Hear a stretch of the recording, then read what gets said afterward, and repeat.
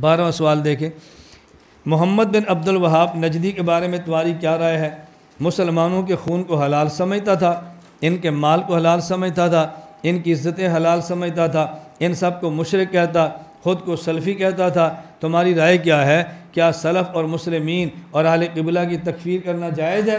हज़रत ने यहाँ बात फरमाई है कि हमारे यहाँ मोहम्मद बिन अब्दुल वहाब उसकी टीम का वही हुक्म है जो फतावा शामिया में लिखा है ख़वारिज के बारे में। हमारे यहाँ यही नज़रिया है कि जो ख़वारिज के बारे में था। ये ज़रा इबारत देख रहे।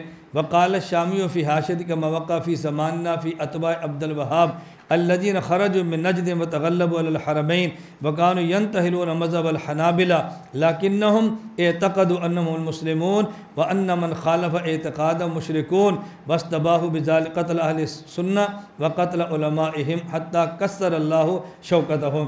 कि इनका ज़हन यह था कि हम मुसलमान हैं और बाकी सारे काफिर हैं, और बाकी सबको ये कुफ्र की तरफ करते थे और ख़ुद को सल्फ़ी फरमाते। तवज्जो रखना, फरमाता है मैं ये कहता हूँ लैसा हुवा वला अहद मिन अतबाई वशियत मिन मशाइखना फ़ी सिलसिलत मिन सलासिल इल्म मिन अल फ़िक़्ह वल हदीस व तफ़सीर व तसव्वुफ़। हमारे अकाबिर में से किसी का सिलसिला तफ़सीर, सिलसिला हदीस, सिलसिला फ़िक़्ह और सिलसिला तसव्वुफ़ इनके साथ नहीं मिलता। इनके सलासिल अलग है, हमारा सिलसिला अलग है। व अम्मा इस्तिहलाल दमाइल मुस्लिमीन अम्वालहुम आराज़िम, मुसलमान के माल इज़्ज़त खून को हलाल समझना, इसमें तफसील ये है इम्मा अन यकून बग़ैर हक़्क़िन औ बिहक़्क़िन फ़इन कान बग़ैर हक़्क़िन फ़ इम्मा अन यकून मिन गैरि तावील। इनकी ये तावील बग़ैर हक़ की होगी या हक़ के साथ होगी। आगे देखें, फ़इन कान बग़ैर हक़्क़िन, अगर न हक़ तावील करते हैं और मुसलमानों को मारते हैं तो ये तावील कैसी है?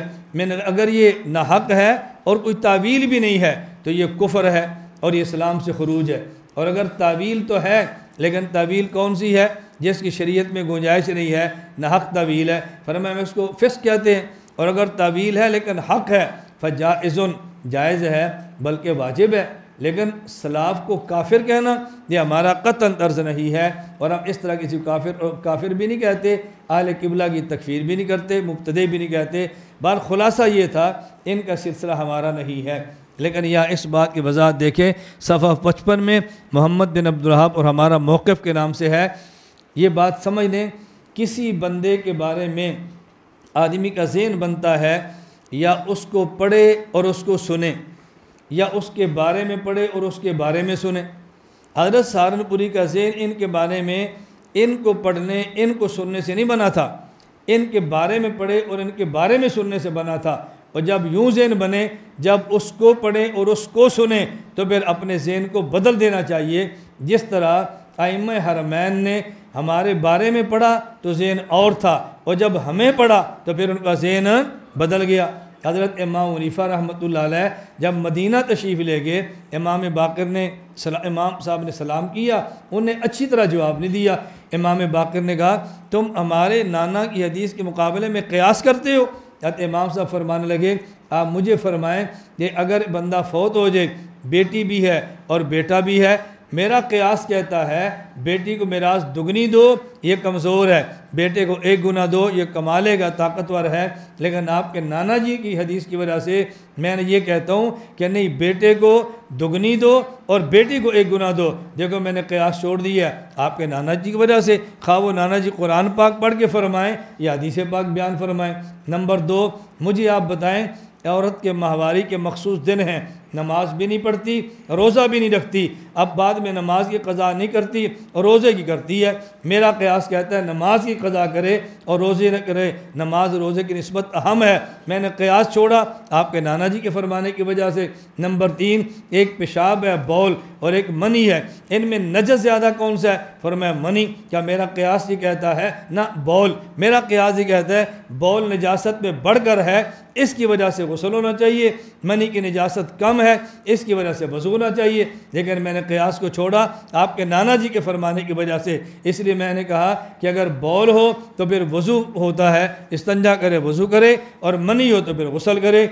इमाम बाक़िर उठे और इमाम अबू हनीफ़ा का माथा चूम लिया और फिर मैं आप ठीक कहते हैं, हमने आपके बारे में सुना था लेकिन आपको नहीं सुना था। देखो ज़हन बदल गया। मैं इसलिए अपने बयानात के दौरान एक जुमला कहता हूँ कि जिन लोगों ने उलमा देवबंद के बारे में सुना है, उलमा देवबंद को नहीं सुना, वो उलमा देवबंद के मुखालिफ हैं। आप उलमा देवबंद के बारे में सुनते हो, उलमा देवबंद को भी सुनो, उलमा देवबंद को भी सुनो। आपने सीरत उलमा देवबंद से कभी सुनी नहीं है, सीरत के जलसे तो आपके इल्म में नहीं है। हमारे सीरत के जलसे वो रटे रटाई नहीं होते। अल्हम्दुलिल्लाह इश्क़ पैगम्बर पे ऐसे दलाइल होते हैं, वल्लाह आदमी सोचता है यार इश्क़ नबुव्वत पे दलीलें कहाँ से आती हैं। हमने तो कभी सीरत के जलसे मामूर छट कर नहीं किए ना, इसलिए अंदाज़ा नहीं होता। खैर मैं अर्ज़ कर रहा था, सहारनपुर जब मदीना तैयबा तशरीफ़ ले गए, इनको पढ़ा और देखा, अपनी राय बदल दी और लिख दी। ये मैंने हवाला जा दे दिया। हर मदनी की राय मोहम्मद बिन अब्दुल वहाब के बारे में मनफी थी, जब आपने मुलाजा फरमाया राय बदल दी।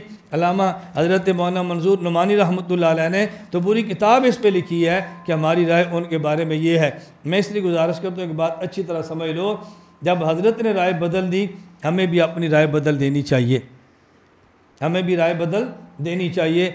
और एक मैं उसूल पेश करता हूँ इस हवाले से। अब इस उसूल पर तो कई मसाइल हैं, मैं तो तलबा में कई घंटे इस बात को समझाते उस उसूल को लेकर, इसलिए मुझसे करने वाले तखस्सुस कभी इफ़रात और तफरीद का उलमा शिकार नहीं होते। क्यों? आप ज़हन में रख लो, अगर एक मसले पर हमारे अकाबिर की दो राय हों, तवज्जो रखना, अगर एक मसले पर हमारे अकाबिर की दो राय हों तो आपने ये देखना है कि आपके अपने इलाके में कौन सी राय ज़्यादा मुनासिब है। बस उस राय पे अमल कर लो और बाकी राय की तरदीद ना करना, क्योंकि जिस पर अमल किया ये भी अकाबिर की है और जिसको आपने छोड़ा वो भी अकाबिर की है। इस पर लड़ने की ज़रूरत नहीं है। मोहम्मद बिन अब्दुल वहाब के बारे में अगर हमारे अकाबिर की दो राय हों, बाज़ गलत कहते हों और बाज़ ठीक कहते हों, तो जो ठीक कहते हैं वो भी अकाबिर हैं। अब आज के दौर में सऊदीया से ताल्लुकात दुरुस्त रखने के लिए आपको राय कौन सी इस्तेमाल करनी चाहिए? जो ठीक कहते हैं, जो गलत कहते हैं? बोलो। तो जो ठीक कहते हैं वो राय किन की है? अकाबिर की, किसी और की है? अकाबिर की है।